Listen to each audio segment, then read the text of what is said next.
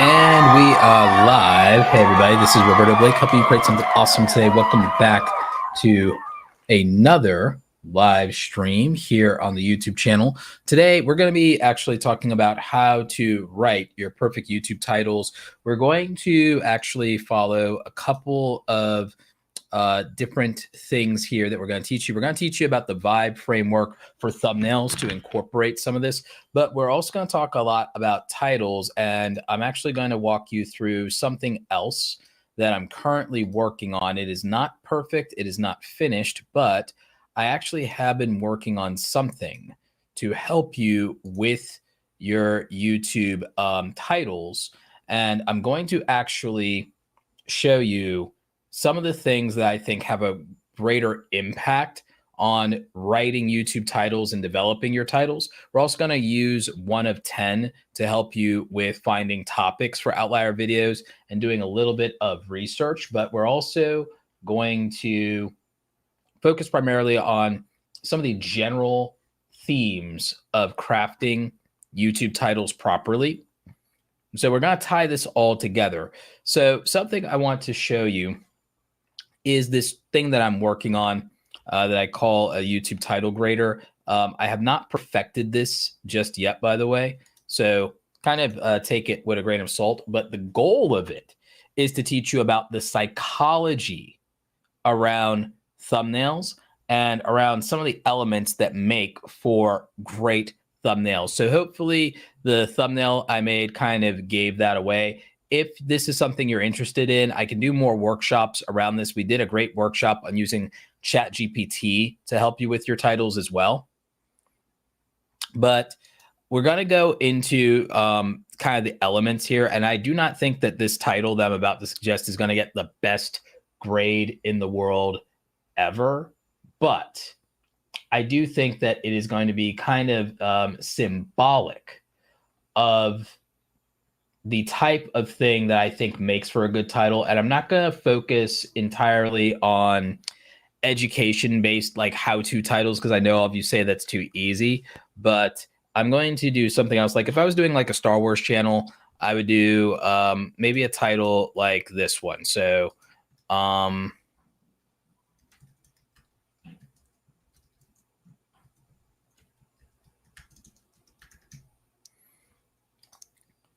So this title doesn't get a perfect score here.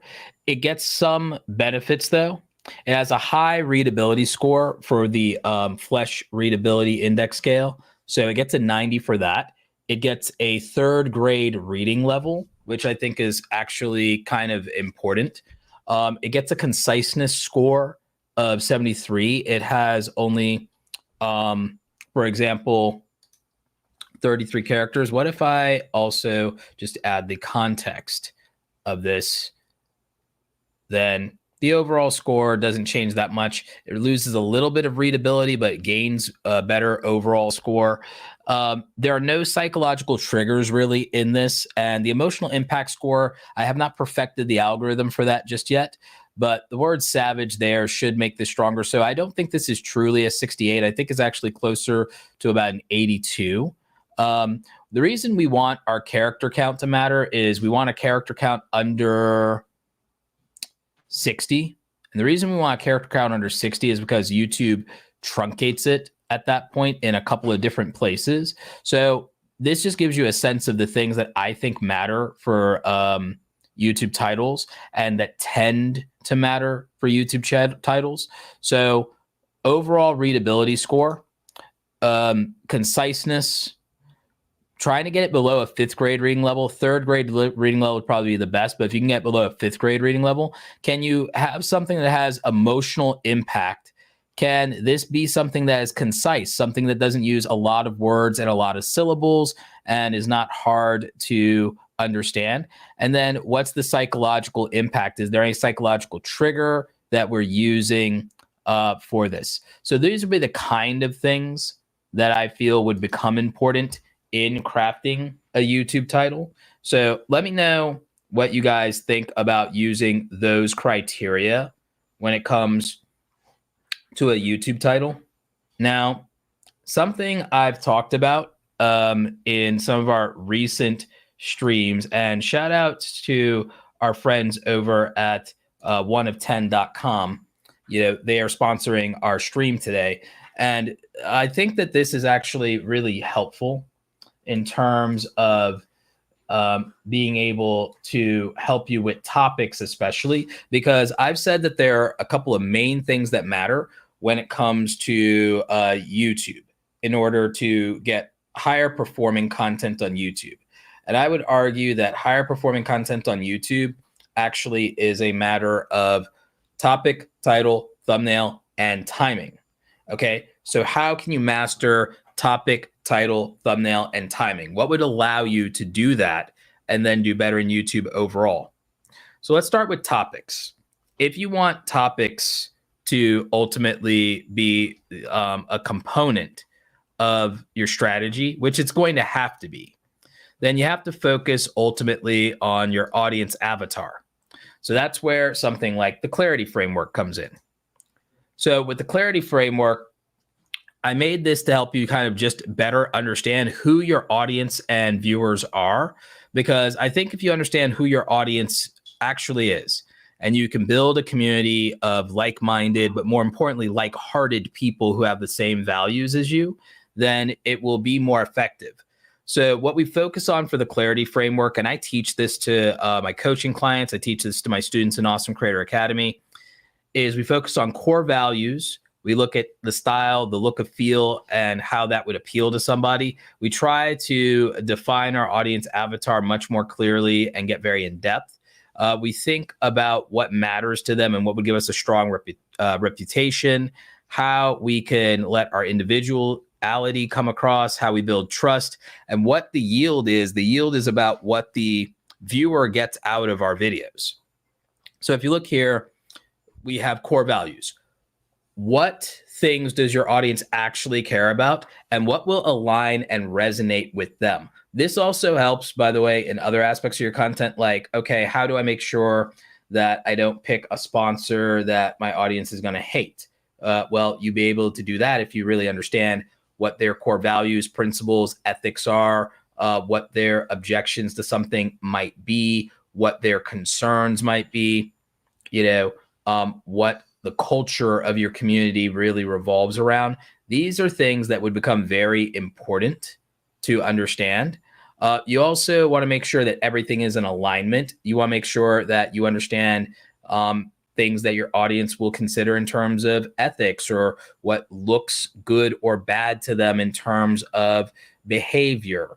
This sort of thing is going to make sure that you and the audience are kind of on the same page, because if you understand your community, you'll be able to avoid missteps that would alienate them. This is both in topic choices, but in the substance and delivery style of your content.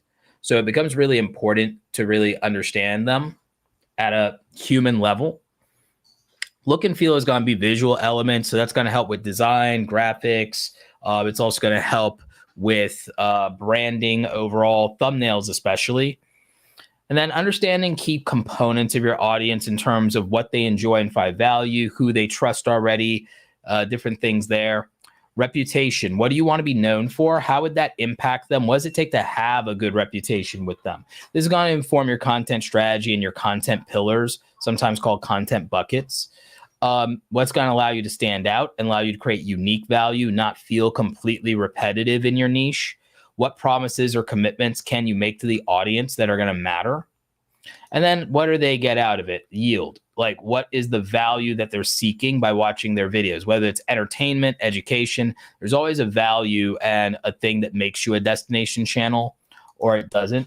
So the clarity framework is something we teach in awesomecreatoracademy.com in the pro group for our sessions. And also it's something I teach my one-on-one coaching clients alongside the Vibe framework. We'll revisit that because Vibe applies to thumbnails. But I bring this up because I want to start to teach you guys a little bit more about what makes for good titles. And so good titles are, in my opinion, they're concise. They leverage psychology, and we'll talk about 5 ways you can do that. So they're concise. They leverage psychology. And I'm going to leave this in the chat so you guys can see it as a reference point. They also end up being titles that identify with the viewer. So mentioning viewer identify and identity. You guys will notice this in videos where I say new YouTuber, small YouTuber, YouTuber under 10,000, not yet monetized. These are ways of identifying with the viewer. And also through that identity, you're able to convey value. You want to compel emotion. So you want to use emotional trigger words. You do want to do keyword research, but that's not the same thing as using tags. And then you want something that in the title itself might convey status or social proof or prestige, but status and social proof uses S, so it works for our acronym. So ultimately, those are things that would matter. And so I'm going to put this list in the chat just so that you see it. And it spells the word clicks when you do it. So here is that again. Is this title concise? That's under 60 characters. Does it leverage psychology? Does it identify with the viewer? Does it compel emotion? Did you use keyword research? And does the title convey status and or social proof?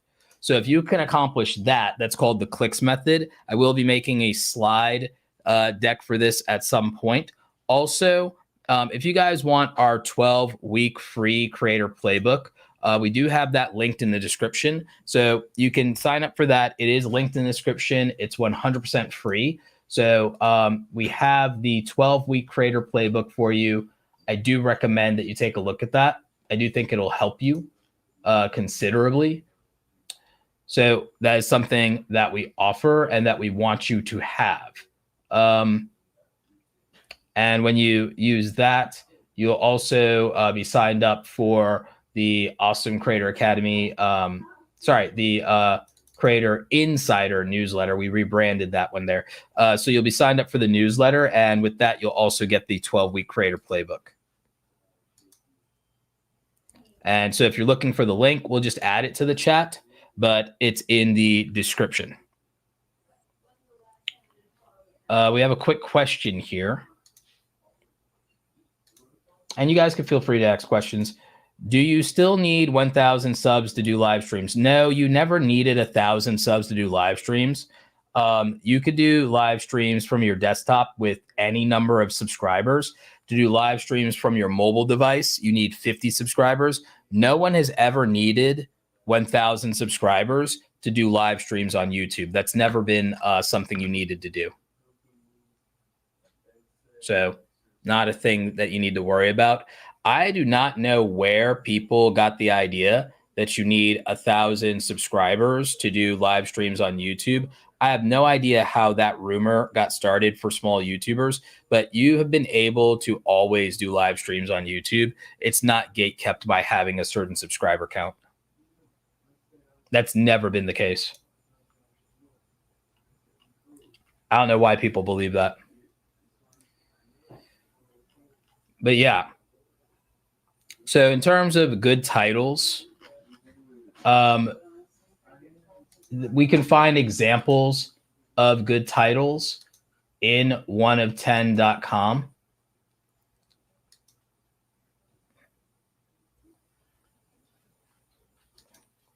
So just give me a second here to load this up on the screen.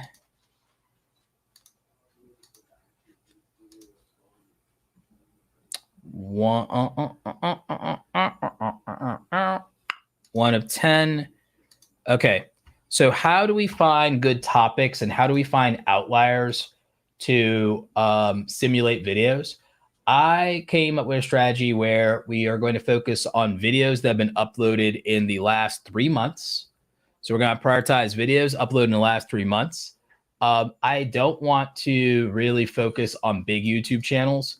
So maybe I top the channels out at about 150 subscribers or so. And then I only want video ideas that are at least, at least 2 minutes long in length. And I only want video ideas that have, usually about 100,000 views, but for the sake of argument, we'll do 50,000 views. And these are good filters that we can use to say, hey, over the last 90 days, can we find some high performing videos? So we'll find high performing video ideas, but we need something specific in terms of like content that we could make that might be outlier content. So what I'm going to do is I'm going to ask it for videos about Ronaldo that have done well, because that's something that's we could tap into a mainstream celebrity here, and then it's not the typical content that I would make that a lot of you would default to in terms of how-to content. So Ronaldo is probably now the biggest social media influencer, but he's the world's greatest footballer, soccer for Americans. So ultimately, by finding channels that have 50,000 to 100,000 subscribers that have made videos about Ronaldo that have at least 50,000 views or more, this would help us with potentially titles that would be interesting either for an audience that cares about Ronaldo specifically, but also maybe football in a more general way. So this shows us that in terms of these titles, which could give us ideas and inspiration for our own videos. And so we could base it on how well these perform. I like this one here from a 25,000 subscriber channel that is called Impossible Moments in Football. And then it's a really strong thumbnail. And then there's this other one from a similar channel, the same channel, Perfect Moments in Football. This channel is 25,000 subscribers. But if we open up this channel in 1 of 10, look at how many outliers this channel has when we do a look at this channel. And it shows you that this can be done in this niche where it's overperforming for a footballer channel. So we're not doing channel reviews today, by the way. So Zach, we're not doing channel reviews.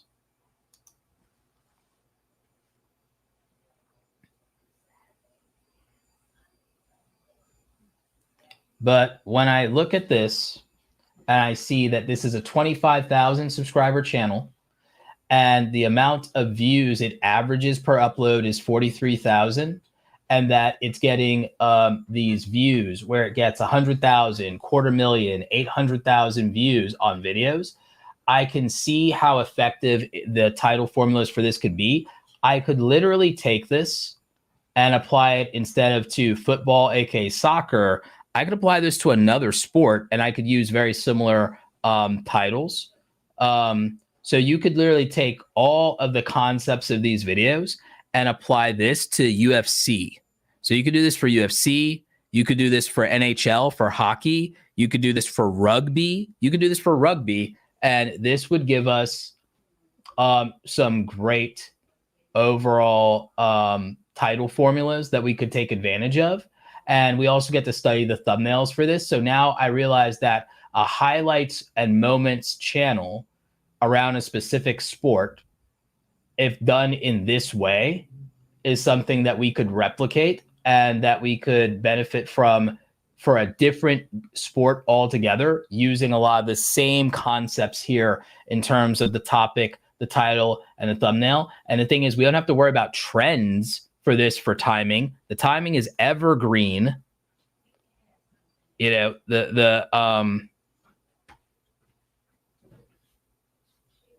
Wait, are you guys saying you're hearing an echo right now?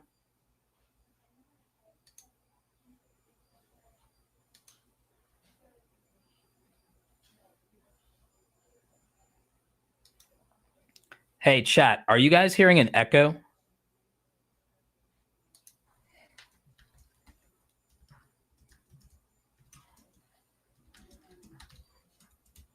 All right, you don't hear any echo? Okay, great. I would have thought that was the case. You guys shouldn't be hearing an echo on my end at all. So Right Mix for Business Suan is saying you've never had a problem using StreamYard. You're okay, so it's not an echo you're hearing from me. You're talking about your own YouTube channel. Make sure you go to the settings and make sure that echo cancellation is activated. Also, make sure you don't have a window with your own live stream open that's not on mute, and that will clear that for you. Okay, so like I was saying, we could basically duplicate a lot of this into another sports niche, and that would give us really strong titles overall.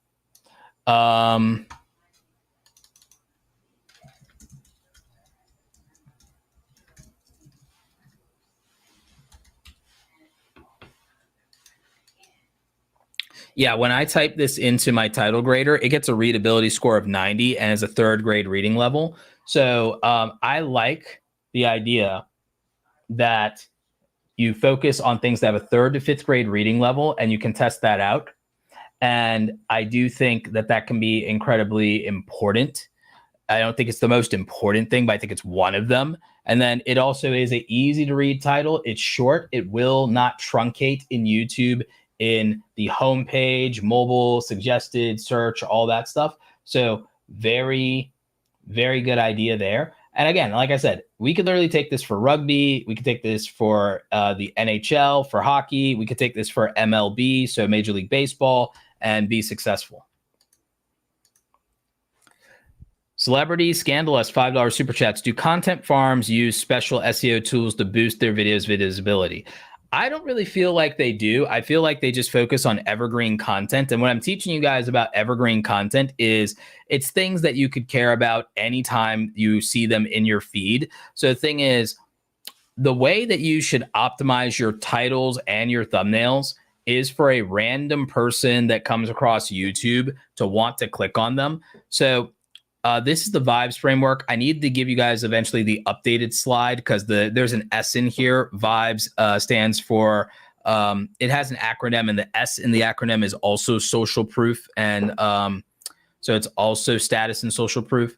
So the Vibes framework is basically visually appealing, interesting at a glance, bold, which is usually the text and the colors, and then 3 eye-catching elements. And then we also want to utilize status and social proof. So for something to be visually appealing, it has to be something that uses good photography, good visuals, and that needs to be interesting at a glance. So the storytelling makes sense at a glance. We don't want to have to think about it. If you have to think about a thumbnail too hard before you understand what's happening, you would just scroll past it. It also needs to be visually bold in terms of its color and contrast, and the same thing for text if you're using text. And then it also needs to have eye-catching elements, usually 3 of them. If it's more than that, it'll get cluttered. And then the S is social proof, status and social proof. So that's when you can use something that ultimately might have familiarity bias, might have buy-in in terms of status, like, hey, real doctor, and then you have somebody that's clearly dressed like a doctor with a lab coat or a stethoscope. Real doctor reacts to injuries in Home Alone, something like that. That's kind of a Dr. Mike style title, you know. So that's the kind of thing you want to do. You want to convey social proof. Another way of social proof is if it's a money video, you're holding stacks of cash, or you've got, like, you know, prop money. Where to put my prop money? For me, status and social proof is when I'm in a YouTube video and I'm holding YouTube play button. That's status and social proof, because it's like, oh, I watched this video. This person has a play button. I don't. I watch the video. They at least got 100,000 subscribers. They know what they're doing. So that's a form of status and social proof. Yeah. By the way, for those of you who don't know, this is the new YouTube Icons Award. So this is just like the diamond play button, but this is for silver. They also have them for gold. A couple of you haven't seen this yet. I'm working on an unboxing video for this. So I got to work on that, but pretty cool. And I'm also going to compare it to the size of the new play buttons versus the larger ones, and then also my OG play button from 2016. So I'll be comparing all of the silver YouTube awards. So we'll do a silver play button unboxing and comparison video. Clevertack says, my last few videos have done better than previously. The vidIQ title tool helps. I don't use the suggested, but they do directly help me. Okay, great. Yeah, nice. So yeah, 1 of 10 is really strong when it comes to coming up with topics, as you saw, and titles for your videos. And we can use this, like I said, to apply to a completely different niche. So I thought that was just like pretty cool. And I got inspired by that by looking at like Ronaldo, because I know, hey, Ronaldo is a, you know, big deal right now. So if I type in sneaker collection, for example, if I type in sneaker collection, again, just to do something different. I don't know why it brought up Sneeko, but I guess the name is too close. But sneaker collection, and again, we're using a filter for 1 of 10, where our filters are based on, we want at least 50 to 3 million views in the last 90 days from channels with 10,000 to 150,000 subscribers. So no huge YouTubers. So those are the filters we're applying. And this is a cool one. Sneaker companies are struggling right now, and it's your fault. So that's a really compelling title. And from that, by the way, I think that this title idea in general could be really good in the sense of blank is struggling right now and it's your fault. Blank is failing right now and it's all your fault. Oh, watch this. Watch this. Star Wars is failing right now and it's all your fault. Like that would be an example. You know, Rings of Power is failing right now and it's all your fault. Like, you know, you could pick that. So we can use that title idea as a strong title idea in a lot of different ways. Even though this one is not sneaker related, it just gives us a good idea. Because remember, even if this isn't perfect for your niche, it can just give you general ideas that are really good. Watch this. 50 NBA dunks that stopped the internet. That's just like a really good title. So number blank that stopped the internet. So what can we do? 100 memes that broke the internet. That's a title. Oh, hey, here's one from Jay Fridge. Gaming studios are failing right now, and it's all your fault. Great title idea for your own niche, right? So again, finding inspiration even outside of your niche can inform you. By the way, it could also give you an idea for someone else's channel, and you could let somebody know, and you could start coordinating with other creators, and you could say, hey, I had a great idea for your channel. And then they could say, hey, I got a great idea for your channel, even if you're in different niches. Oh, yeah. Jay Fridge, you would change this from 10 movie scenes to 10 movie trailers that broke the internet. 10 movie trailers that broke the internet.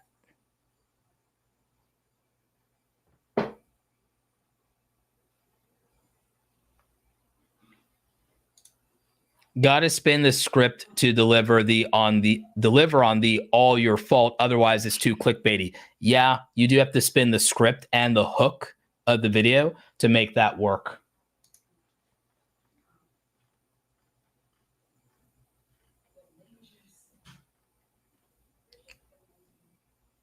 This is a good idea for haul videos. New Old Navy try on haul for fall. So haul for fall is actually a good concept that people could do, but also seeing that, oh, Old Navy stuff is getting views. So if you're in fashion or in thrifting, then Old Navy is getting big views out there right now. This video is only a month old, so could be something to think about, could be something to study. Amazon must-haves, designer-inspired Amazon must-have. You need these. You could use that for other niches. It doesn't have to just be fashion. You could use that in tech and it would still work. You could do something like that in the tech niche and that would work.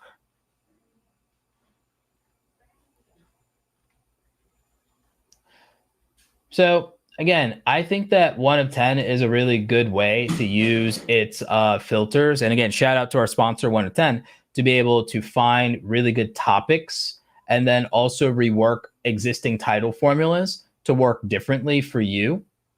So I think that that's actually a really good idea. Oh, check this out. Exposing the reality of TikTok's restocking videos. Insane. Okay. So what could I do with this? I could go exposing the reality of blank. In my niche, I'd go exposing the reality of being a small YouTuber. Boom. Exposing the dark side of being a full-time content creator. Boom. Now, in a different niche, you could do something like, for example, exposing the reality of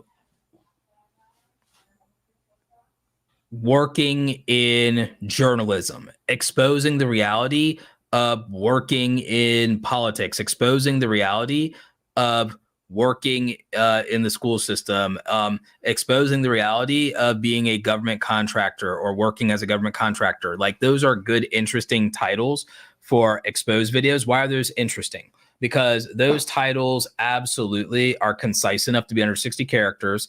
There's a psychological trigger element of conflict and conspiracy and curiosity in them. They definitely can identify with a viewer in terms of a viewer wanting to get at the truth, wanting to dig a little. They definitely compel emotion. We already know what the keywords are in those. And then there is an element in the expose part, leverages a little bit of status in the sense that you're saying you're someone who can expose something. So you're making a claim, you're making a strong claim. If you have some credibility to back that up, if you're exposing or kind of whistleblowing something in an industry that you're in or a niche that you're in, then your status essential proof is just the fact that you're conveying an insider's perspective.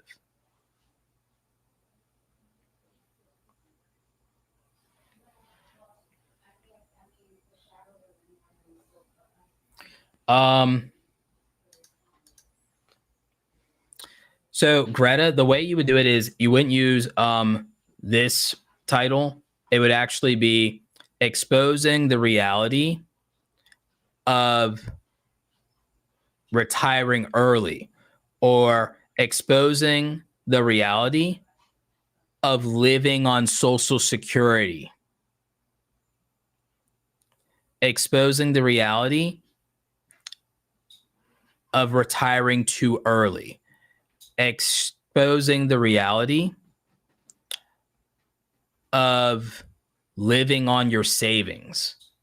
So that'd be more compelling. Stoutiman, we did channel reviews on Monday with 1 of 10. We're not doing channel reviews today. We're just doing a workshop today. We're doing a topic and titles and some degree thumbnails workshop. So we're kind of doing about hour and a half workshop on topic, titles, thumbnails, timing, that sort of thing. Yeah, Greta, you do something like exposing the reality of living on your pension. That would, like, if you're trying to target seniors, a video like exposing the reality of living on your pension and exposing the reality of living on Social Security, those titles would do extremely well. But the content you would do for that is not going to be sit behind your desk and do an interview with people on Zoom type content or StreamYard type content. That's definitely a go out into the real world and do man or woman on the street style content and talk to people and film documentary style. So you would do a version of that, and that would probably be helpful. No, you wouldn't do a These 5 Comics Are Crazy Good Comic Catch-Up Volume 1. That's not actually a good title. That's actually, I'm not trying to be mean, that's actually like a terrible title. That's actually a terrible title. It would be something like the these 5 comics divided the internet, or these 5 comics destroyed the fandom, or these 5 comics caused a fan civil war. These 5 the 5 most divisive comics in history, you would do that. It'd be something much more provocative. These 5 comics are crazy good is just a very vague, subjective, empty promise. There's not enough curiosity. There's not any conflict. There's no controversy. There's no conspiracy. There's no confusion. So for psychological elements that trigger people, you need deep curiosity. So you need curiosity. You need a conspiracy. You need conflict. You need controversy, or you need confusion. Those are the psychological triggers that make people click on videos. So these comics are crazy good. Comic Catch-Up Volume 1 has no emotional impact whatsoever. But if you make a bold claim, like suggesting that these 5 comics divided the fandom, these 5 comics started a fan civil war, these 5 comics got their series canceled, these 5 comics sent people to therapy, these 5, that's something like, how, why? Like, these 5 comics were banned in the UK. These 5 comics were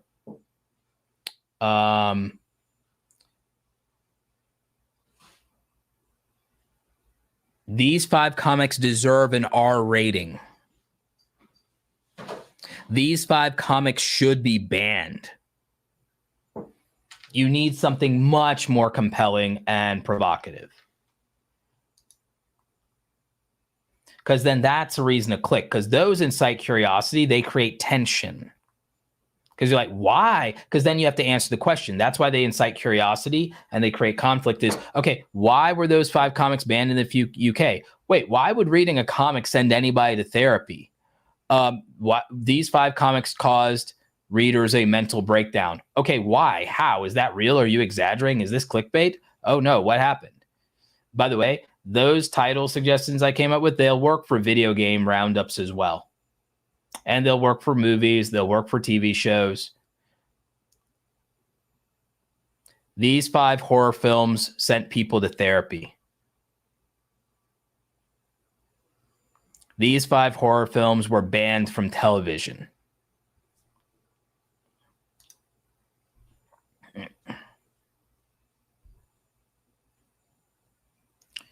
Stoutamon says YouTube can also be considered a retirement plan, right? By that, I mean you could do YouTube after you retire and still have something working for you.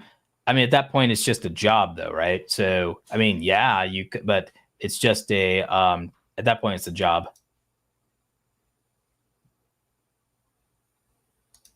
And yes, the binge zone, those are evergreen titles, and that's kind of actually my point. My belief and my strategy that I teach people is I teach people to make titles that are evergreen and to choose evergreen topics so that people can watch them forever at any time. Even if it's 5 years later, they could still watch them. And so that's the kind of thing I like.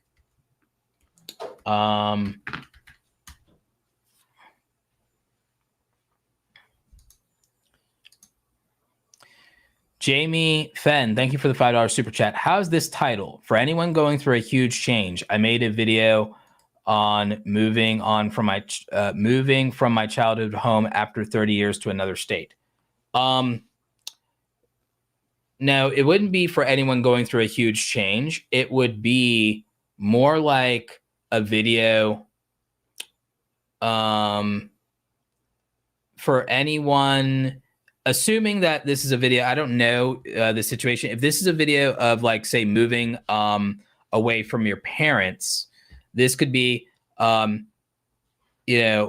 this video if you're starting out late in life, or advice for anyone, or motivation for anyone starting late in life, moving out after 30. If you were moving out of your parents' place, that would be the title. If it's just that you, as far as your childhood home, that you inherited your parents' childhood home and you are leaving to another state, then it wouldn't be, for anyone going through a huge change, is too vague. It could be anything. There's not a strong enough compelling promise in that. It's way too open-ended. Yeah, you could argue for curiosity, but it's the weakest form of it because it's way too open-ended. So it would be for anyone starting over after age 30. Because if you move to another state, you're starting over. New job, new friend group, new house. So you would go more for anyone starting life over after 30. No, hardest decision of my life doesn't work, Jamie, because it's like it has to appeal to someone who doesn't know you and doesn't care about you. Jamie, if I don't know who you are, glad you're a subscriber, glad you're a viewer, but think about it. If I don't know who you are, and I don't have any personal connection to you, and there's a YouTube video in my feed and it says the hardest decision of my life, I don't know you, you're a stranger, I don't care, I move on. So that doesn't work. But if it's a video that is for, all right, if the video is for anyone starting life over after 30, that's a video that speaks to young millennials, Gen Z who's approaching 30, the elder Gen Z that's approaching 30, millennials in general. So if you say for anyone starting life after 30, that's a more interesting and compelling video because it suggests that there's something substantive for us to gain and that we identify with. This is why I say you need something that people identify with. If it's just the hardest decision of your life, I've got my own life. I don't care. And I'm not saying that to be mean. I'm not saying that to be mean at all. I'm saying that from a perspective of random viewer. When you upload a video to YouTube, your video goes out to thousands of people who don't know who you are and have no reason to care. So you can't just make a video because the title is meaningful to you and you're expressing yourself. The title has to be a story that in and of itself is compelling to the viewer because they can identify with it and relate to it. And you need to make that obvious to them.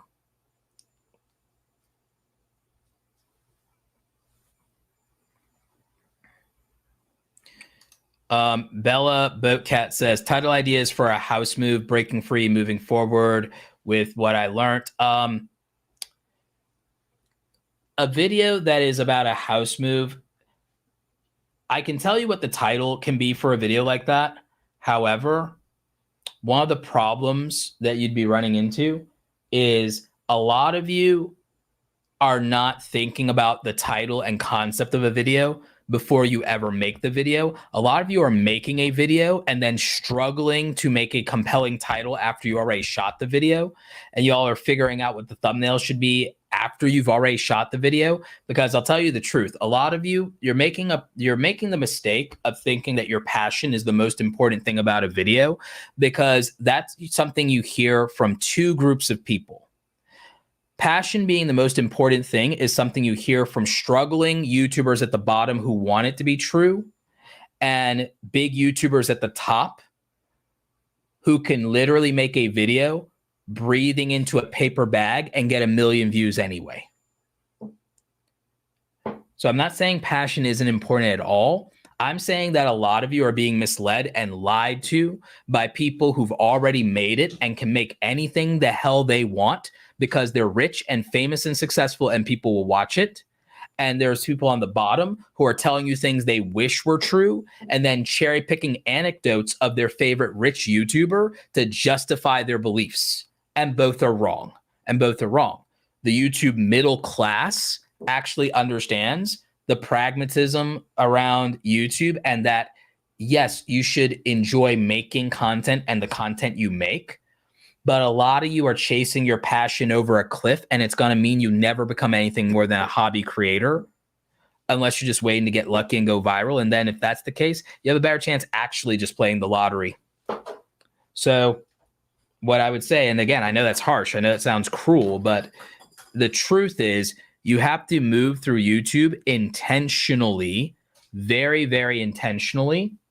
And so the thing is, if I was doing a video about a house move, I would be filming it very intentionally, and I would have already decided on the title, and I would have already shot the thumbnail, and the thumbnail is probably me in a big old empty room in my house, showing that, or showing me in a empty-ish room with the corners framed by a bunch of boxes, or it's me sitting there thinking on sitting on top of one empty moving box, and me sitting there thinking, or even crying, and then that's an interesting thumbnail concept. So that's intriguing, because then you're thinking, why is this person sitting in this empty place all by themselves looking sad or crying?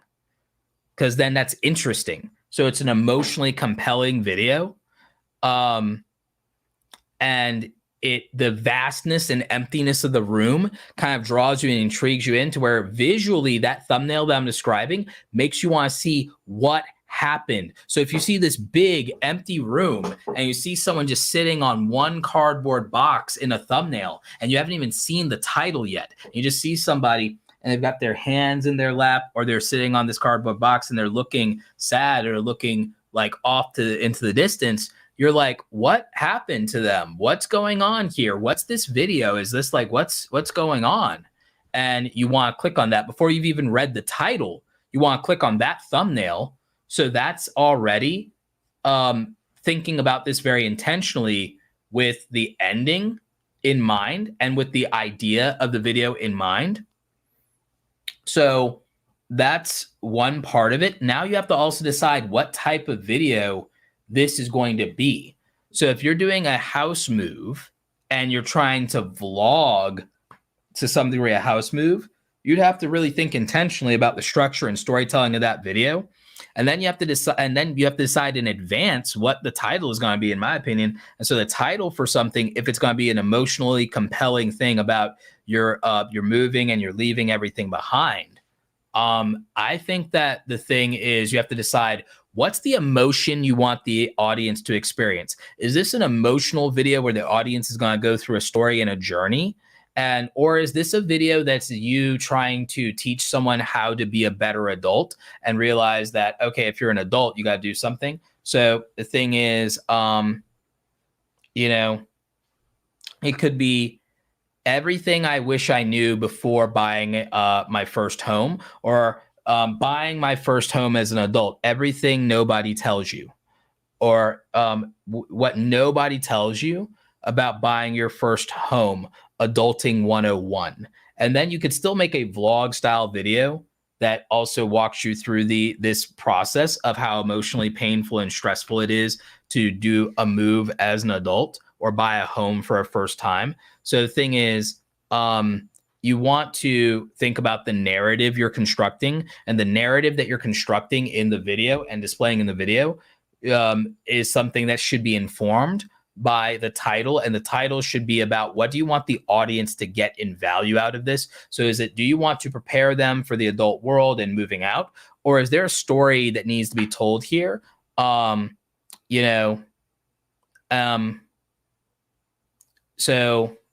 an emotionally compelling title, if it's a storytelling or vlog type video, I would make it would make it more like leaving everything behind and starting my life over. Because now with the thumbnail that I described to all of you, of the person being in a big empty room, sitting on a box by themselves crying, it is emotionally intriguing. And then when you say something as stark as leaving everything behind and starting my life over, or even leaving everything behind and starting over with nothing, that's intriguing and compelling in terms of a title and thumbnail combination that demands that you know what happened next. So that's the kind of thing that I want more of you to be thinking about when it comes to that.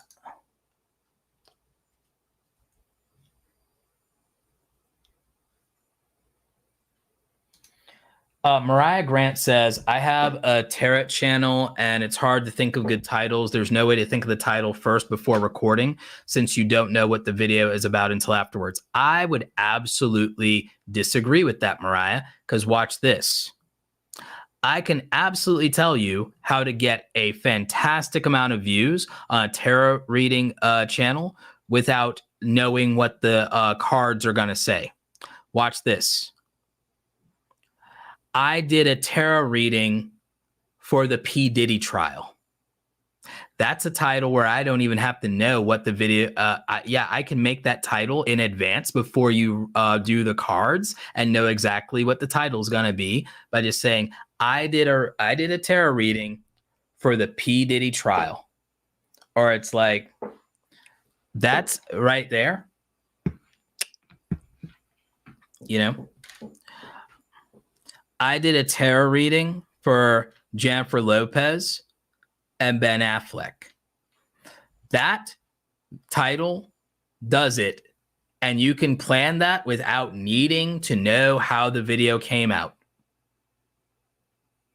You can plan the thumbnail without needing to know how the video came out.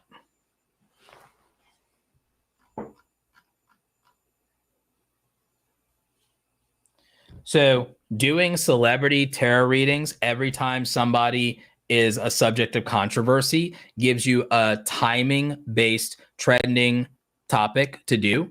It still would be spicy enough that it could be evergreen even after that time has passed. Because, like, what did the reading say? Did it come true? So even in hindsight, people can watch that and it would have replay value. There is no niche in which you cannot plan the title and thumbnail in advance. I promise you.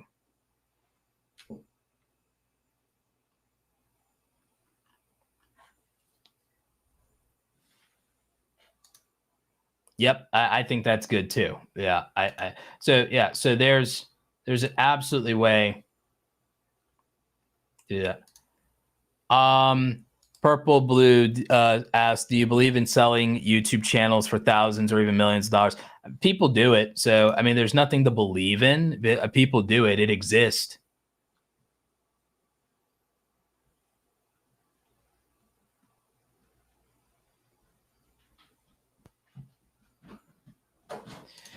Jace Dell says, the thumbnail title ideas for my most recent video are about a tour of Disney animation studios. The AVD is great, but the CTR isn't right now. Then work on either the thumbnail or the title, Jace.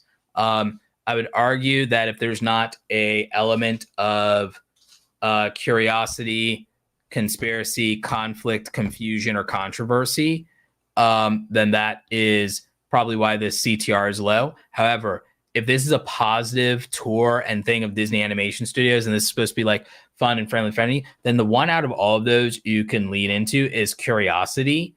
And you have to think about what the most interesting thing about that would be to somebody.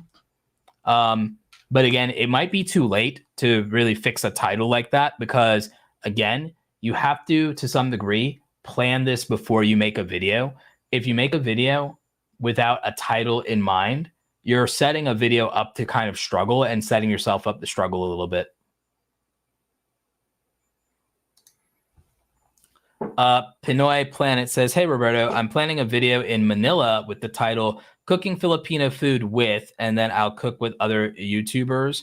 I'm wondering how to make the title more special, vlog style video. Okay. So in a situation like that, I want to make the thing the most interesting that it can be. So I don't think just cooking Filipino food with so-and-so is like enough. So first of all, it needs to be more intriguing.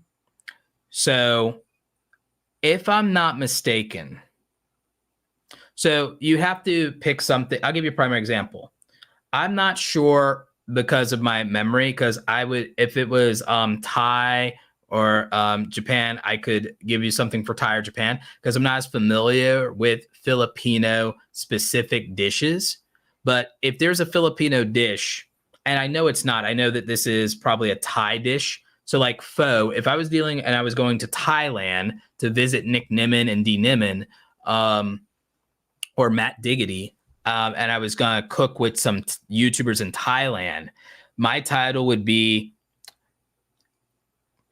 cooking the spiciest pho ever with, and then insert YouTuber's name here, because it's that we're cooking the spiciest thing, or trying authentic Filipino snacks with blank.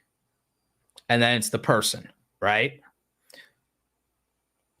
So it has to be something that is the most interesting or compelling element, because just, oh, cooking Filipino food with blank. It's like, if someone doesn't know who either of you are, they do not care. If someone doesn't know who you are, who both of you are, then no one cares. But watch this. If we combine something like a haul video, like watch this.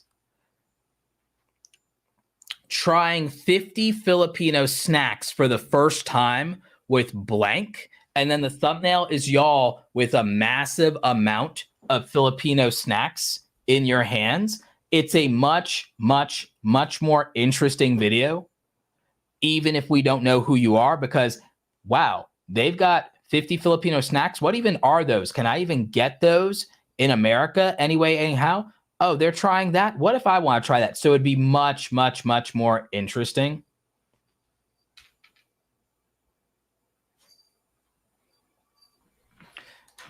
I'm not trying to be mean, Purple Blue, but I'm not going to answer any video. I'm not going to answer any questions about should you do YouTube automation channels. I'm not going to answer any videos about YouTube automation channels and just flipping cash cow channels, because it's just, it's not that interesting to me at all. And it's not that helpful to anybody in the audience. So I just really can't be bothered to answer questions about this particular thing. And I'm not someone who specializes in YouTube automation. I have very conflicting opinions about the entire YouTube automation niche. So, there's not really a point in asking me about this in the chat anymore.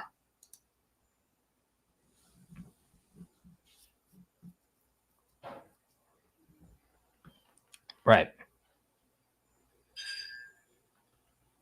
Yeah, I think you have to condense ideas or narrow down your ideas to fitting your audience avatar, and then making sure the title is something they would relate to and identify with. So I think that that's kind of the idea. Living with Grace in Japan says her planned title is Struggles of Old People Living in Japan in an Old Abandoned House. Actually, I don't love this title. What I would look for is there's something a little bit more compelling. So was Tyler, there's a guy, it's like Tyler Oliveira.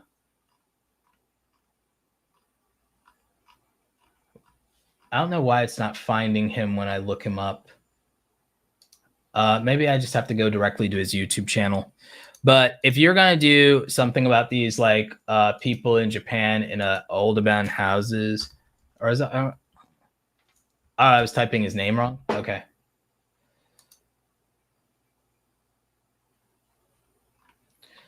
So what I would do is watch this. Okay. So there's a YouTuber, Tyler Oliveira, and it's whatever, he gets views. I don't care if you like him, or I don't care if anybody likes him or dislikes him or whatever, he gets views, right? So we're just going to study his channel. This is not a commentary on him in any way personally. This is just that we're going to study these title formulas.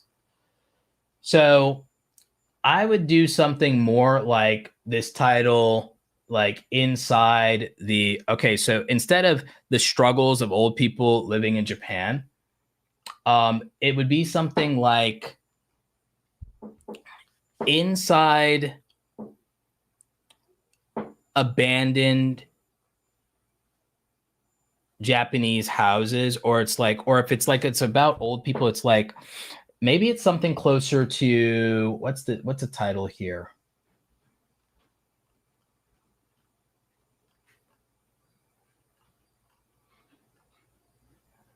It'd be something more like the Japanese elders forgotten by their country. Or have old people in Japan been abandoned by the government? So it'd be inside Japan's elder abuse crisis, or I interviewed old people abandoned by Japan, or I interviewed old people abandoned by Japanese society. I interviewed old people forgotten by Japanese society. So that's the kind of thing. Or it's like, I investigated an abandoned house where old people in Japan struggle. Something like that would be much, much, much more compelling and much more intriguing and interesting to a broad general audience. So that's the kind of thing I would look into.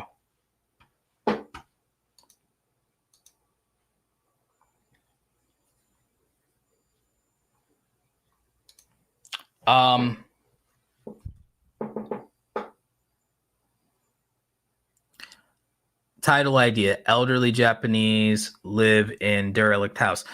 Derelict is too complicated a word, so I would go more with I investigated elderly Japanese living in an abandoned house is more easy to digest and much more to the point.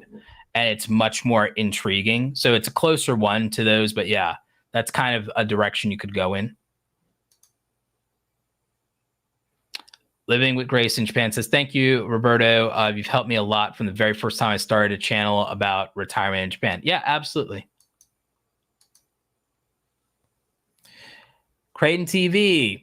Hey, Roberto, question. When you design your thumbnails and put yourself in the thumbnail with a facial expression, do you take your photos, portrait, or landscape like how you did for this live stream? I shoot very wide. I don't shoot portrait unless I need a full body shot, which I almost never do. I have some and I can do some. There are reasons to do it sometimes. If I do, I'll also stand on top of something so it's easier for me to cut myself out of it. So I have a Apple crate for that I can stand on to make it easier to cut myself out in Photoshop for a full body shot. So there's ways to do that. If that were the case, then we definitely shoot that one portrait mode vertical, but we do most of it horizontal landscape mode because we do that for the close-ups for me, for my facial expressions and for props and body language. So that's how we do it. Typically, we'll shoot a lot of that at f8 aperture with bright lights so that we don't have to shoot high ISO, but we'll shoot f4 at a minimum and shoot f8 at a maximum to go with absolute sharpness. We don't need to blur out the background because we shoot against clean backgrounds. So I have a white backdrop, I have a black backdrop, I have a green screen, I have the backdrop system. So we'll just do that. And that takes care of most of it for me. So that's how we shoot the poses for the thumbnails. Yep, absolutely.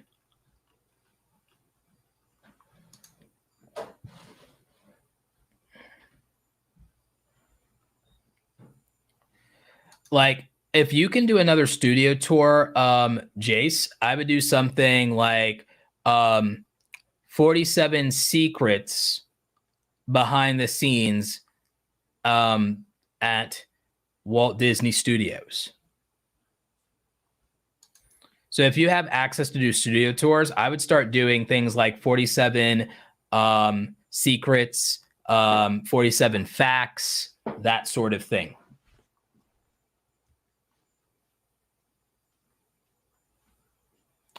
So yeah, if I were gonna do a faceless YouTube channel, I would just do a history channel, honestly. If I was gonna do a faceless YouTube channel, I do a history channel. The reason I do a history channel is it justifies doing very long form, over 20-minute or more videos that can definitely get a lot of views. And then I would be able to put a reasonable amount of ads in them. So I would get a very high ad revenue, and I'd be able to optimize for high ad revenue.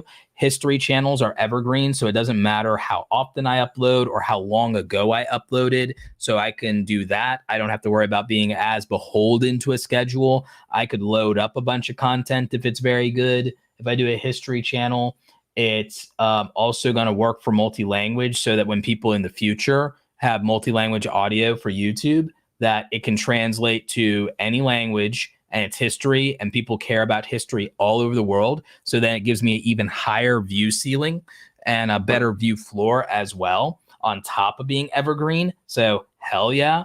So I would win on every metric you can think of, because if you're clicking into a history video and it's already 20 to 40 minutes long, you clicked on it knowing that and wanting that because you care about history, and people who care about history already have high attention spans. So it's optimized for watch time. It's optimized for ad revenue. It's optimized for evergreen clicks and views to keep going up and up and up in views forever. It's optimized for being multi-language compatible. It also is optimized for not needing to be overly edited. It's perfect for a faceless channel because you don't care about the narrator aside from their voice. You care about the subject matter. So it's now divorced from the creator. Its only struggle would be theoretically getting high subscriber numbers to 100K. But if you just make enough content, it'll do it anyway, especially if you ask for it. So yeah. Roberto, if doing studio tours, make sure permission is granted in writing. If you're doing videos on a studio or studio lot, you probably want to make sure you have some kind of property release. So yeah.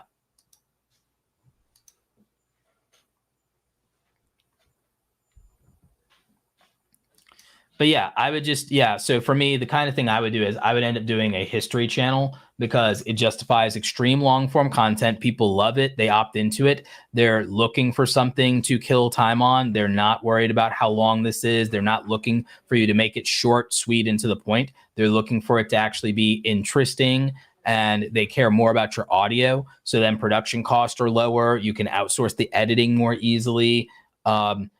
You just have to research the subject matter for accuracy. Even though no matter how accurate you are, people will contradict you in the comments. This is also why true crime works so well, because true crime is sensational, but also has a history element to it. So I would say that, those type of things absolutely have a nice performance threshold for evergreen content. So if I was going to do a faceless channel, I'd probably do a history channel.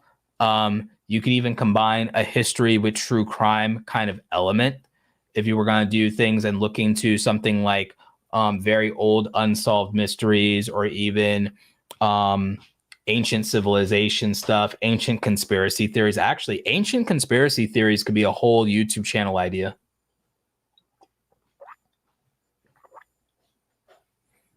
Ancient conspiracy theories, conspiracies of the Bible. There's all kinds of really intriguing stuff that you can do with that. That can be incredibly compelling and powerful.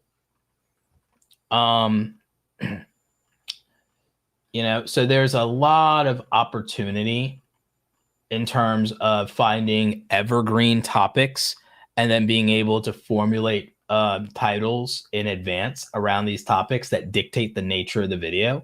So, I think that could be pretty effective. I think that could be super effective for a lot of people. And so, like, if in all the major niches, there is a way to really come to, hey, what is the standard of a good title? What is the standard of a good thumbnail? And to do, the appropriate research for that sort of thing.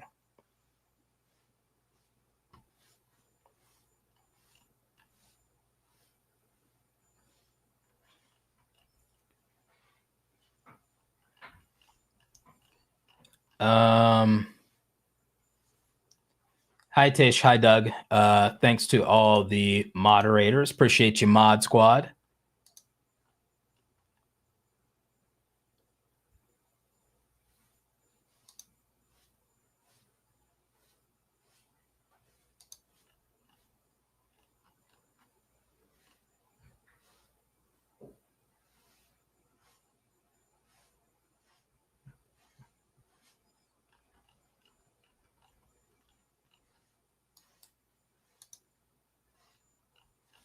See, I'm just making sure that I got all the super chats. Salon Guy says, hey, bro, what's your opinion of third-party tile suggestions and scores like 2byte and vidIQ? I think they can be good for some niches, but not others. And for your niche, I don't feel like that's going to cut it, pun intended. And I think that there are things that those tools are good at, but I think there's things that all tools could be missing, which is why, again, I think that it's more important to understand the specific viewer psychology of your audience, but also what they're already responding to. And I don't like the idea of trying to come up with something out of thin air. I like to understand that there is an intent and a reason behind what someone watches. And a lot of that's informed by what they already value. When I was coaching a creator today, we were talking about the fact that I was coaching a creator and then I was also on a podcast today. That podcast will come out probably in a couple of days. But I was talking about the idea of if you were back in high school and you were sitting at the high school lunch table, you have to understand who the audience is at that lunch table. Am I sitting at the jock table? Am I sitting at the nerd table? Am I sitting at the cheerleader table? Like, what am I doing? Who's my audience? What does that mean? What do they care about? If I'm at the jock or cheerleader table, I know that I can only talk about Monday Night Football, last Friday's game against our hated rivals, and I have to talk about what we're going to do for the pep rally and those kind of things. So I know generally that if I sit at this table, I got to talk about these things. If I sit at the nerd table, I know I have to bring up, the constant debate of who would win in a fight between Goku and Superman. I have to bring up what anime I'm watching or whatever show we're on in Netflix at the time, whatever comic book dropped last week, whatever game we're going to play on the weekend. I know what topics that I'm allowed to talk about and not derail everything and then have to deal with that problem. So whatever lunch table you're sitting at school, you know what your 6 topics are that you can talk about. That's how I build the concept of content pillars for topics is here's the audience. That target audience dictates what the topic is. And the title is what would appeal to them. The thumbnail is what would attract them and get them to pay attention and get their attention. So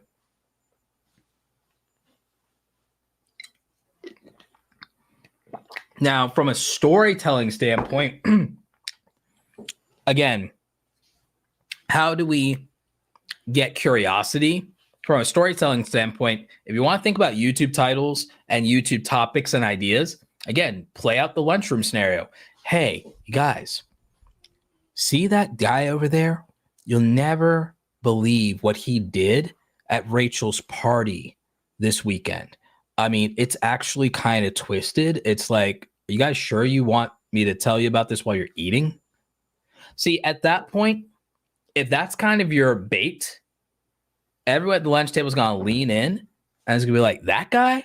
It's like, well, what did he do? Wait, why wasn't I invited to Rachel's party? It's like, wait, it's going to gross us out. Oh, do I kind of want to know. Let me finish my sandwich first. And then then you can tell us. Like, let me just finish a little bit more. And then you can tell us in case it's really gross. Okay. It's like, all right, dude, like scale of 1 to 5, how gross are we talking about here? What are we doing? Like that. So that's how you would theoretically, in a storytelling device, if we use our lunchroom analogy, you know that that's the bait to get people to stop what they're doing, stop the other conversations being had, and pay attention to you. And now that you've set that story up, you have to follow through and you have to deliver on the promise or nobody's going to believe you ever again, right? So this is how we have to psychologically position ourselves to think about the concept of garnering attention on YouTube. So if we want to get attention on YouTube, this is what it would look like in the real world if you're sitting at a lunch table, how would you go ahead and incite attention? How would you attract attention? So that's another thing. So another one is the concept of conflict. Hey, did you hear that Monica and her boyfriend Tyrone like just broke up, and it was like really ugly, and it's like it happened like about 5 minutes ago? It's like, what, really? It's like, so breaking news, but also inciting conflict. So now you have well, who was right, or who started it, or what happened? Like, tell me more. That's conflict. That's versus. Versus is conflict. Just like the rich versus poor thing here. The rich versus poor thing that's conflict between two parties. So this is intriguing because of that. Watch this. These rich people are so out of touch with reality. Oh, say less. Tell me more. What does that also do? It also appeals to the identity of the viewer of saying, oh, yeah, screw those rich people over there, right? So it's appealing to the identity of the viewer, so that makes people feel some kind of way. Here is another one with why Malaysia is finally becoming a rich country. That's a curiosity trigger because you're like, wait a minute, Malaysia is becoming a rich country? When did that happen? So that would be an incitement to curiosity of like, well, how the heck did that happen? And are you serious? Or what do you mean rich country? And so that's something that then is compelling and makes us feel very curious about what's going on here.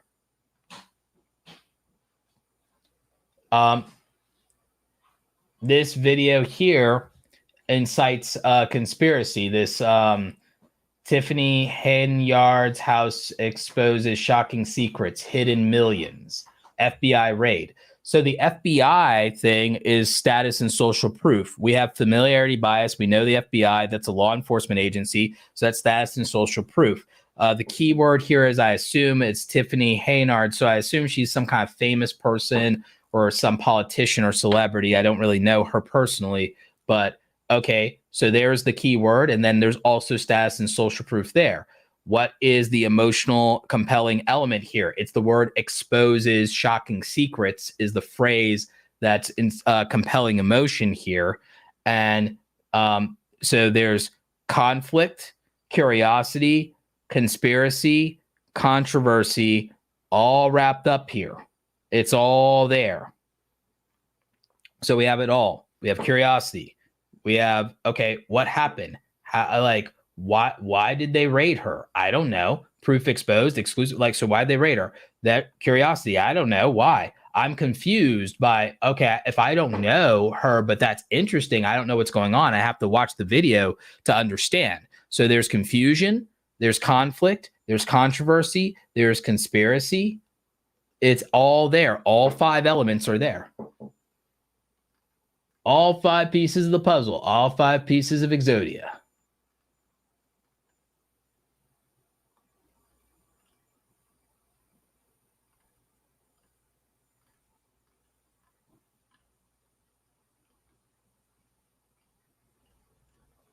This one here, people with 3% interest rates are losing their homes in these states.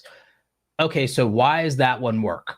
Even with the not best, that's not the best thumbnail in the world, but it's pretty good. It's about 3.5 out of 5, so it's pretty good. But why does that thumbnail work? That thumbnail and that title, more importantly, works because the people losing their homes is emotionally inciting for us, and it creates conflict and tension because we don't want to lose ours. So like we feel bad for these people. So it's conflict there. It's making very strong emotions. There's no neutrality here. So it's no neutrality. That's one thing you guys need to learn about your titles. Your titles should never have the feeling of neutrality. So it has to project some kind of emotion and strength. So losing their homes, that's incredibly compelling emotion. All right. In these states, what states? There's curiosity, there's confusion right then and there. So it has multiple elements there. People with 3% interest rates are losing their homes. Why is that happening? That's confusion and that's curiosity, but there's also a theoretical underlying conspiracy there that I want to know about. Like, what's going on? Can you expose that for me? So, why is this happening? So, it has multiple psychological elements that would make us want to click.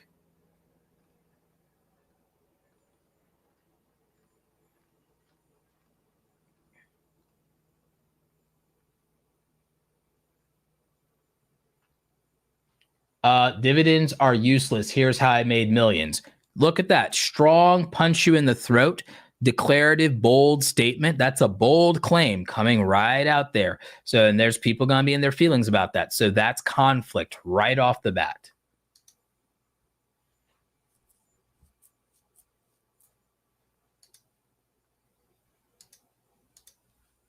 Right Mix for Business by Suan. Suan's asking, how important is it to use your face on thumbnails, do you think?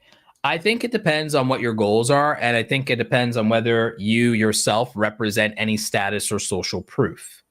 So if you don't represent status or social proof, or you're not adding value by having it there, then your goal is to just make the best thumbnail possible, and it doesn't need to have your face in there to accomplish it. Key point, look at this. How Japan hides their homeless population. There's no reason for the creator to put their face in that thumbnail. It's more effective without it.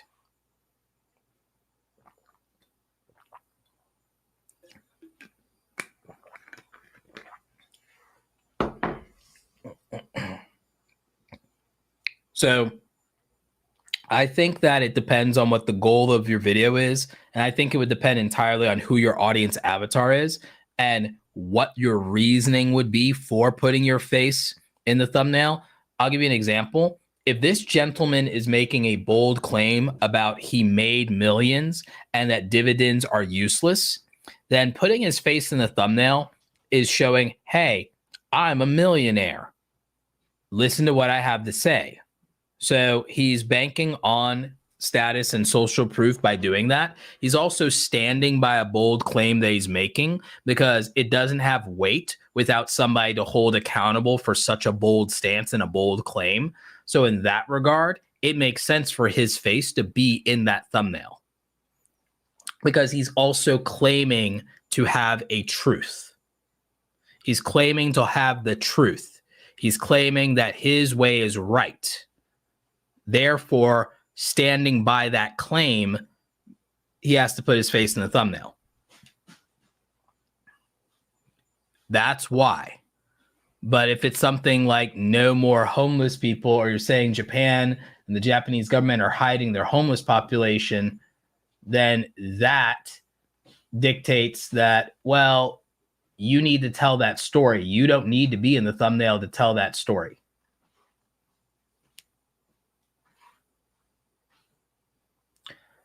For this woman with renters regret becoming homeowners, her facial expression is a surrogate of the audience, but also I'm fairly sure that Jackie Baker here is a realtor. So she's also conveying empathy to the kind of people that she's talking about and the people who would watch her video. So that's a reason that she's doing that. And so that makes perfect sense. And again, the main criticism I have of her thumbnail is just the choice of font is the only real criticism I have.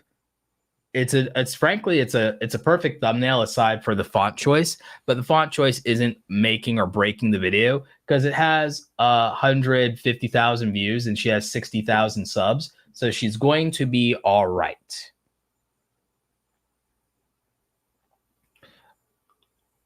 I think for revisiting WWE Raw's worst night after WrestleMania episode, I don't think this creator needed to put himself in the thumbnail, especially if he's this small and it's going to be this size next to the timestamp. I think he could have literally not put himself in the thumbnail at all, and it would have been just as good of a performing video, or maybe a better performing video. I do not see any value to him putting himself in that thumbnail.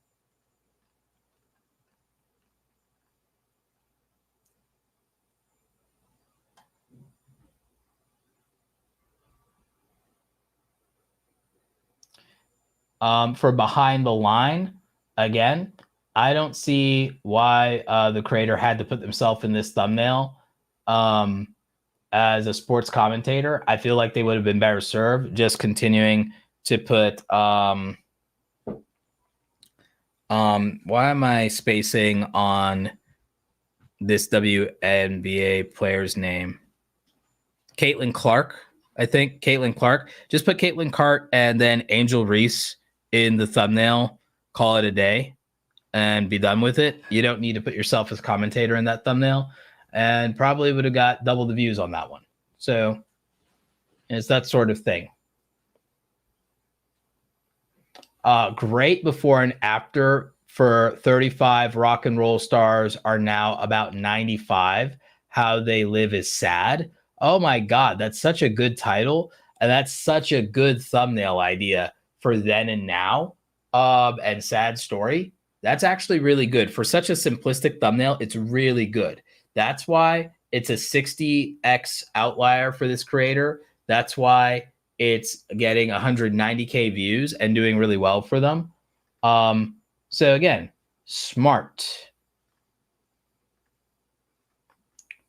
So again, looking at this, and sometimes for a lot of you, it can tell you the standards of titles and thumbnails that do get views.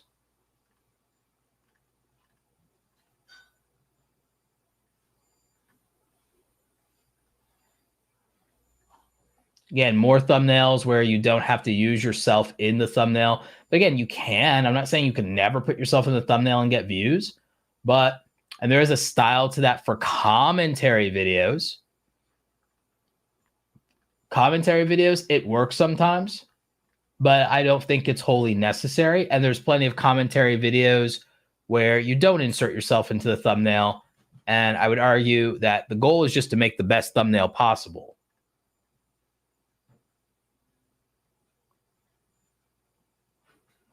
Bella Boatcat is asking, Roberto, with the lady with the real estate thumbnail that got 150K views, approximately how much would she actually make? I can only guess at that. And it's kind of almost unfair to guess at that in a lot of ways. Because again, if we're not in that niche, why do we care? If you're not a real estate agent, it's like, what do you care? You're not going to make those videos, or you can't make those videos. I mean, there's a good chance that similarly to me, she'd make 2,000, probably maybe around somewhere between $1,500 to $2,500 on that individual video for 150,000 views.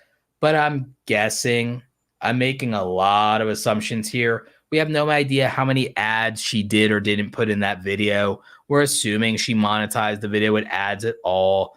And that's not just lead gen for an email list for a real estate agency. And in truth, it's probably that she did monetize it, but we have no idea how many ads she put in. We don't fully know her RPM rate because it's real estate and she's an American or whatever. It's obvious that the majority of the views are going to be the American market, which is drastically going to increase her RPM revenue. But we don't know. We don't know. And again, if we're not in real estate, why would we speculate? Why would we care? Why, if we're not making those videos, does it matter? So again, because you asked and because I am the monetization type guy, my assumption is that's between $1,500 to $2,500 on that video.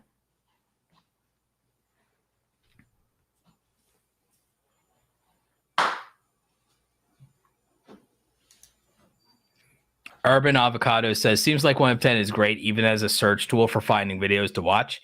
Yeah, if you want videos that other people watched that were really good, you could argue that it's a good tool for that too.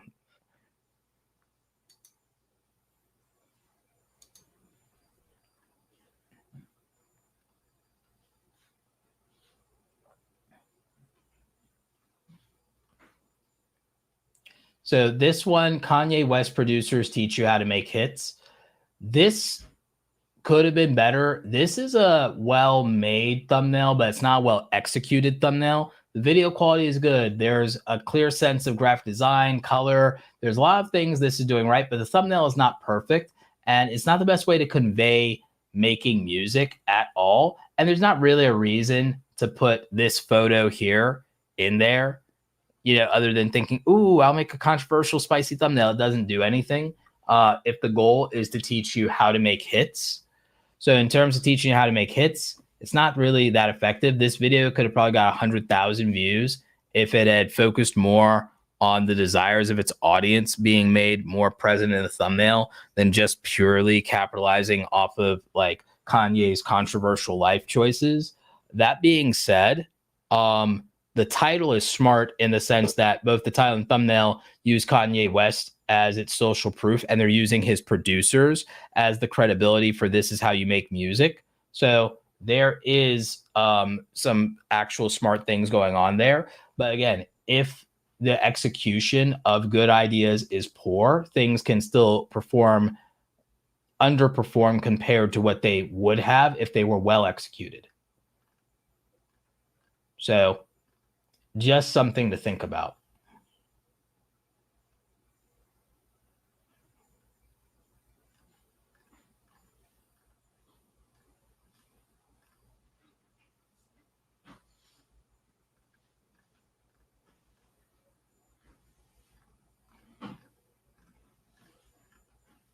Yeah. So again, there's like a lot of interesting things to learn just from studying successful channels. And we can filter using 1 of 10 to see what channels are doing successfully and why they're successful. So that's why it's a good tool. I have a code in the description. If you use code AWESOME, you get a 1-month free trial of 1of10.com. If you use code Roberto, you get 50% off of 1of10.com. So both of those are in the description of this video in terms of the codes, and you can use those. I think that 1 of 10 is actually a great tool and that more creators should be using it. So again, I have a coupon code and link in the description. So I have 2 coupon codes. Like I said, I have a 50% off coupon code for you, and I have a 1-month free trial coupon code for you. So code Roberto for 50% off and code AWESOME for a 1-month free trial. Links in the description down below. So make sure you're checking them out. But yeah, ultimately, I think by going through the clarity framework and everything we talked about with that it would help a lot of you to understand your audience better. Because if you understand the audience avatar and what they value, it will inform all the choices that you're going to make about your titles and your thumbnails in general. And then by using the clicks method and the vibes framework, that would drastically help a lot more of you with your titles and your thumbnails. You would use the clicks framework for the titles, and you'd use the vibes framework for the thumbnails, and that will make them stronger and make sure that you're making informed decisions about why the titles are what they are, what the thumbnails are, and how they connect emotionally, psychologically with your audience, and why a stranger who doesn't know you would actually click on this video. So I think that that's really important because a lot of you depend way too much on this idea that your subscribers are going to watch a video, or that your subscribers are even going to see a video, when in truth, 50 to 80% of all of your views on a video will be from non-subscribers anyway. It'll be from non-subscribers. And most of you, your views are initially going to probably, when a video first starts off, sure, it'll be returning viewers. But if you want your video to do well, you can't rely on just returning viewers. If you only have returning viewers and you only appeal to people who've watched your videos before, your video is going to die. Your video is going to die if you're relying on returning viewers. Your video has to appeal to someone who's never watched a video from you ever before. Your video has to appeal to a stranger on YouTube who's never seen a video from you before, doesn't know who you are, and does not care. And only if that is true can your videos perform better and get more views. Because growth will always come from new subscribers, not the subscribers you already have. Business 101. So That's important. And a lot of you forget that. A lot of you forget that. It's okay. People forget things all the time.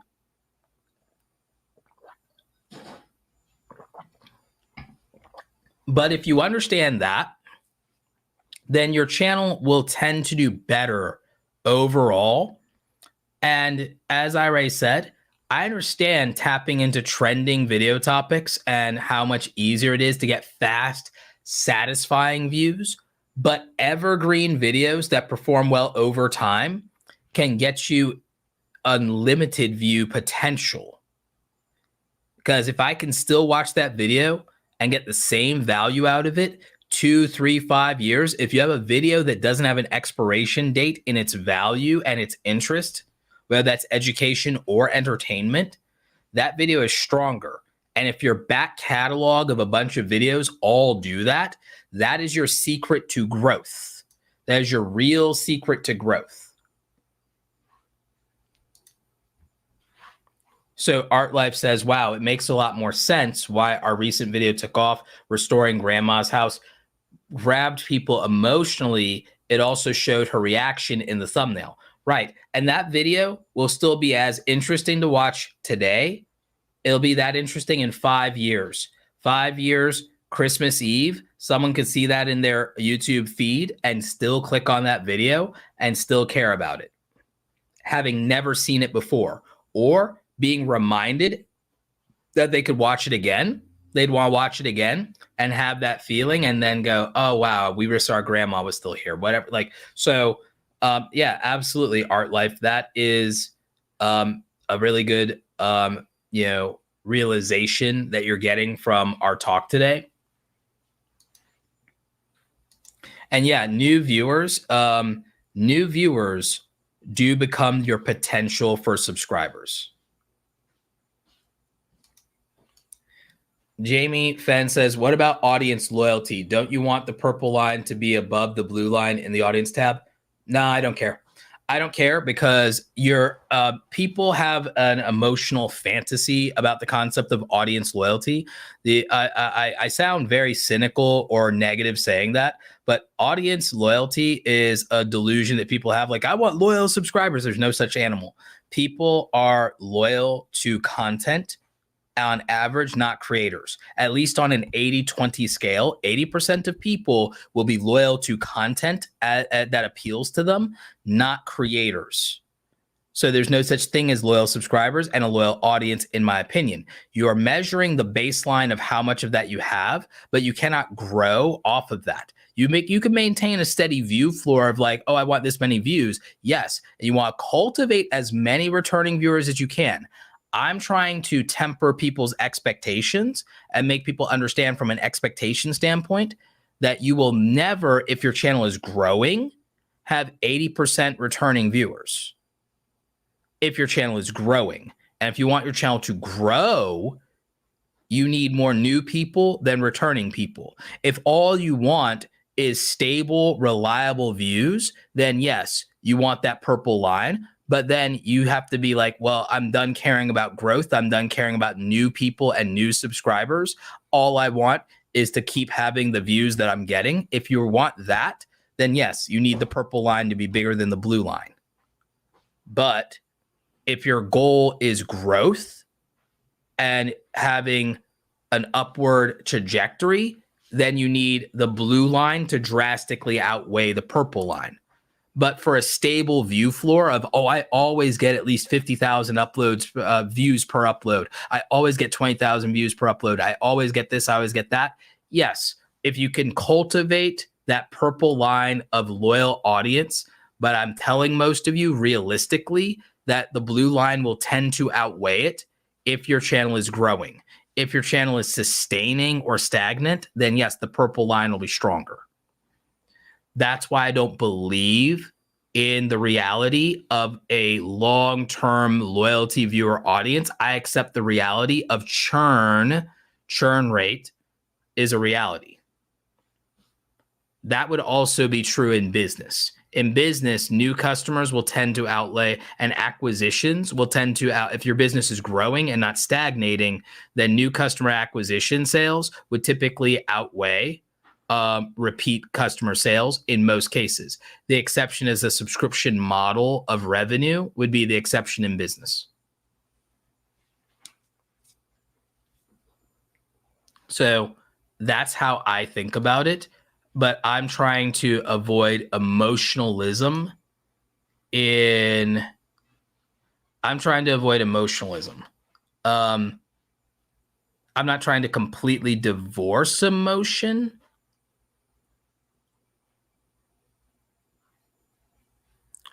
I'm not trying to divorce emotion completely from the situation, but I am trying to limit emotionalism, because emotionalism and expectations and the desire for something that may not match reality is what creates burnout. So when you expect or want something, or you get frustrated, oh, I want loyal people, I want this, I want this, I want this, and then the reality is something different, and you were hoping or expecting, or no one prepared you to change those expectations or bring them down to earth, then the emotional levels of dissatisfaction increase and compound, and then you get closer to burnout as a function of disappointment, and that's just out of expectations that were not married to reality. So my goal is, if I can teach creators to divorce the emotion from it to a very, very large degree, or to limit the emotional investment, I think the emotional investment should be in the process and craftsmanship behind the work itself. If you make the emotional investment, the process, the craft, working on something, making something, building something, and you don't tie emotions to the expectations of growth and validation and views and subscribers, then in that regard, you end up, a lot healthier. And yes, Sue Ann, the loyalty thing, it depends on the business model. Because like I said, in a subscription model business, it's completely different. So I would agree with that. Totally Toasty says, how can you get a YouTube partner manager to help you with any issues like demonetization? They come to you. You can't go to them. So to get a partner manager, it's something they invite you to. It's not something you request. If you're having demonetization issues, you can talk to Team YouTube on Twitter, and you can actually go to chat support. Chat support's a bubble in the top right-hand corner of your YouTube dashboard, and it's like 3 icons over, so it's a chat bubble. So yeah, so that's what you would do. You do not get a channel manager because you asked for one. They call you, you don't call them.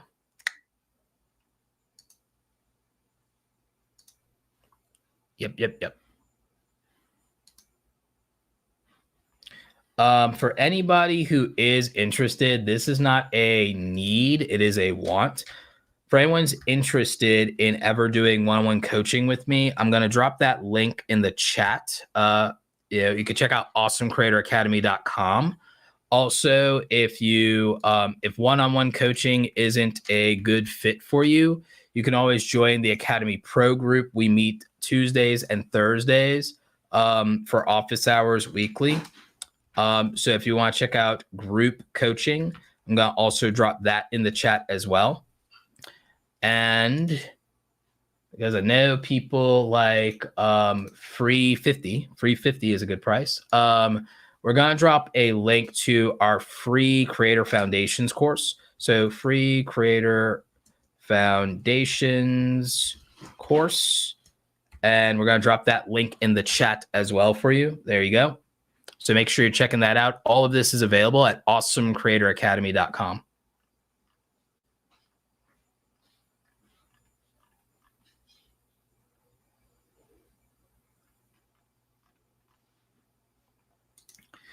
Jamie, you're probably gonna have the last question for the night, because we're gonna go ahead and wrap it up. It's getting late. It's getting past Roberto's bedtime. So Jamie asks, what about title and thumbnails for filmmaking and photography? I've started blending my own life events into my upload schedule, but they don't seem to do well, which is, I guess, makes sense. It's because, again, if you're blending, it's not that in the execution of your videos, you can't blend aspects of your life into it. And I guess you're trying to express yourself. However, again, the appeal is lost on someone who doesn't know who you are. So, Jamie, if I see your stuff in my feed, I probably won't click on it if I don't know you. You know, that's just how it is. You know, so if, by the way, if you guys are seeing something with Last Chance, you're eligible for YouTube partner. Those probably are not legit. Those are probably spoofing.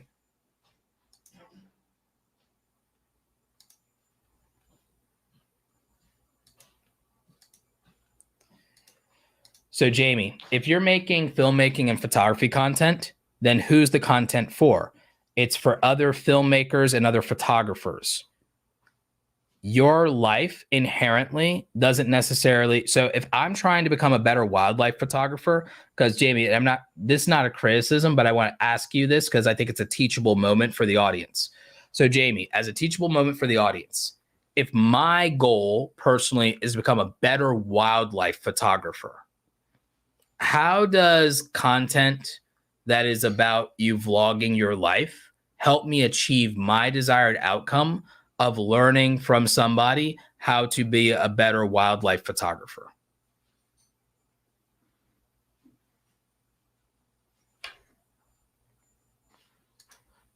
In the academy, do you still interact with others?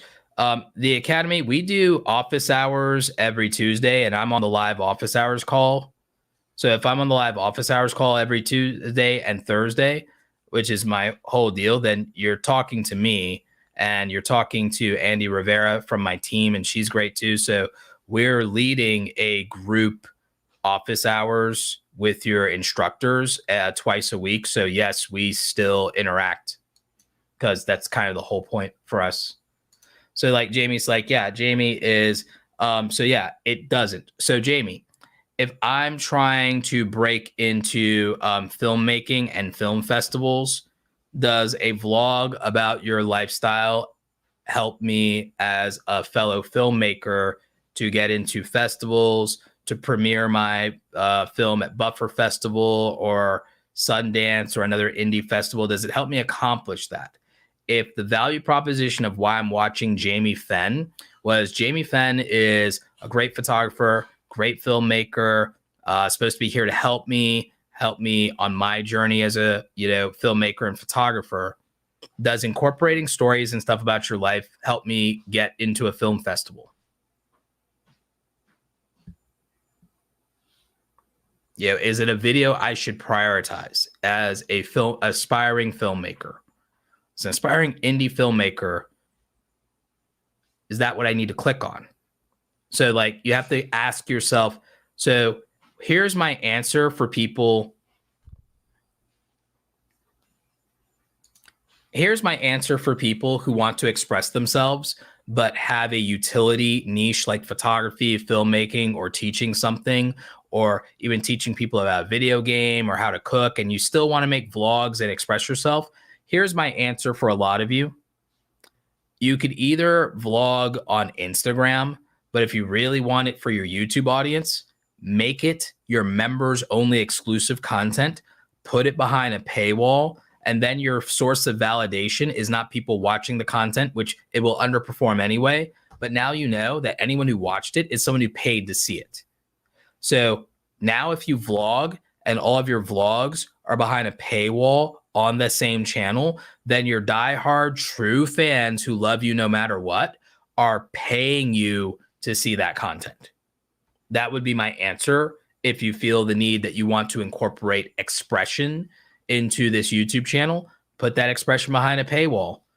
If people really, really are invested in you and care about you, then paying to see it's a good way to validate you, because it's more disappointing to know that none of your audience is truly watching the thing that you cared about making, that you were more emotionally connected to. So if you want to make content that is emotionally satisfying to you, I would tell you to put the emotionally satisfying content for you behind your Patreon or your YouTube channel membership. Have your diehard fans that support you the most, have the exclusive access to that content. Now you have something exclusive. Now you have something meaningful and vulnerable. And if people want it, they can put their money where their mouth is and show you that they respect you enough to pay for it. Because people not watching something that you put your heart into for free when it costs them nothing, that ends up kind of hurting your feelings and burning you out when I really wish they would watch this. But if you're, hey, the people who did watch this all paid for it, that doesn't hurt your feelings.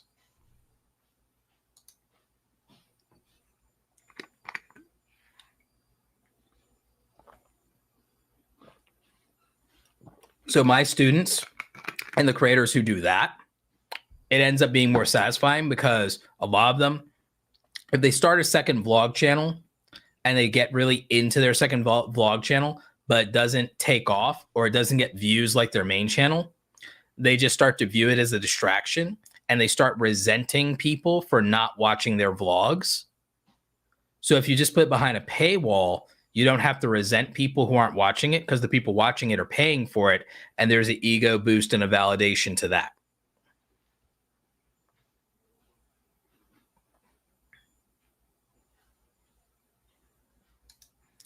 Art says, checking out Awesome Creator Academy. I see coaching is available. To verify, do you offer channel reviews as a service on the site, or is it just live streams? So yeah, in your coaching session, we can use your coaching session however you'd like. We can review your channel. You can share your screen with your analytics. We can talk about your brand deal negotiations. We can talk about your pricing for your brand deals.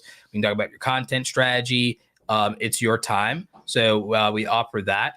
And we look at things in the office hours as well. So if you're in the pro group, the group gives feedback during office hours. I give feedback and answer questions during office hours, but also one-on-one with the coaching and Awesome Creator Academy. It's your time. I'll take 90 minutes with you. We can go over your channel. We can go over your brand deals. We can go over your monetization. We can go over your business model. We can go over your merchandise. I had a call with a creator today. We spent a bit talking about his game that he's launching. We also talked about his merchandise. We talked about his Patreon. So we talked a lot about his business model, but we also talked about his content strategy. We talked about his area of focus with regard to his YouTube channel versus Instagram versus TikTok. So those are the kind of things. Yep. All right.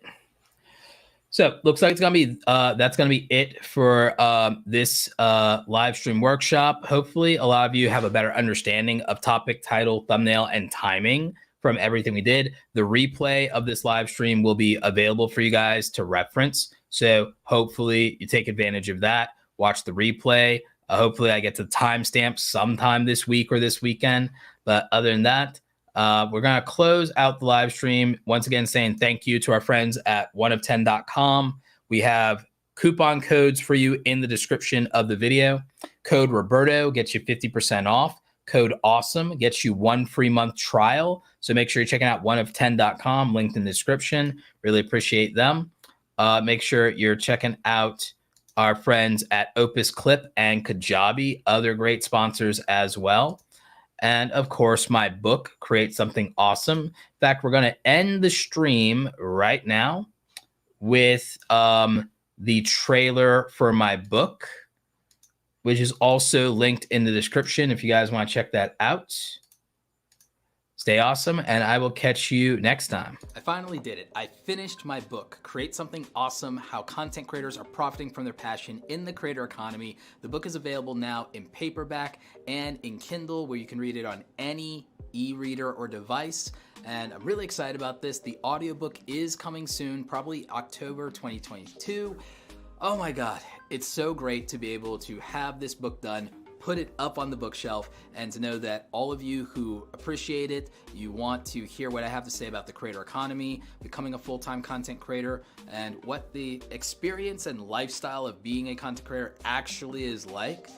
This is the book. I put 20 chapters in here of the most important things I think that content creators could be focusing on today. I talk about the mental health aspect of being a content creator, getting discouraged, imposter syndrome, not charging what you're worth, and mostly actionable advice around monetizing your content properly, but also how to build an audience on your authenticity and what it's really like to start from zero, even today.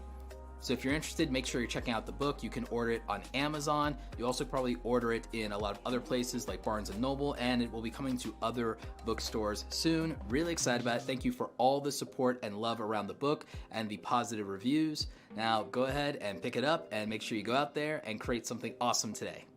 Take care.